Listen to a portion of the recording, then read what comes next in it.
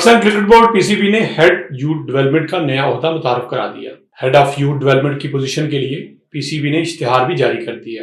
Head of youth development کی under 13 سے لے کر انڈر 19 تک کرکٹ کی ڈیولپمنٹ کو پروموٹ کرنے کی ذمہ دار ہوگی۔ ہیڈ آف یوتھ ڈیولپمنٹ ملک بھر میں ٹیلنٹ کی تلاش کے لیے ریجنل اکیڈمیز، کوچز ایسوسی ایشنز کے ساتھ اور گراس روٹ اسٹرکچر کو بنانے کے ساتھ ملک بھر سے نوجوان ٹیلنٹ کو تلاش کرے گا۔ آئی سی سی وومنز T20 ورلڈ کپ میں آسٹریلیا نے نیوزی لینڈ کو 60 رن سے شکست دے دی۔ فاتح ٹیم نے 8 وکٹ پر 148 رنز بنائے۔ نیوزی لینڈ کی ٹیم صرف 88 رنز پر آؤٹ ہو گئی۔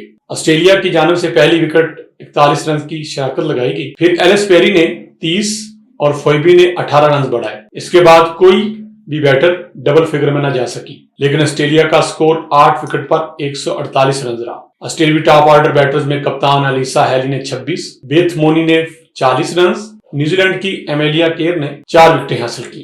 پاکستان کے نوجوان کوپما شہروز کاشف نے ایک نئی تاریخ رقم کر دی۔ وہ 8000 میٹر سے بلند تمام 14 چوٹیاں سر کرنے والے کم عمر ترین پاکستانی بن گئے ہیں۔ شہروز کاشف نے یہ کارنامہ 8027 میٹر بلند شیشہ پنگما کی چوٹی سر کرتے ہوئے انجام دیا۔ شہروز کاشف جو براڈ بوائے کے نام سے مشہور ہیں، آج صبح شیشہ پنگما کی چوٹی پر پہنچے۔ وہ سرباز کے بعد دوسرے پاکستانی ہیں جن نے تمام 14 بلند ترین چوٹیاں سر کی ہیں۔ سرباز نے گزشتہ ہفتہ شیشہ پنگما سر کر کے یہ کارنامہ انجام دینے والے پاکستانی کوپما بننے کا اعزاز حاصل کیا تھا۔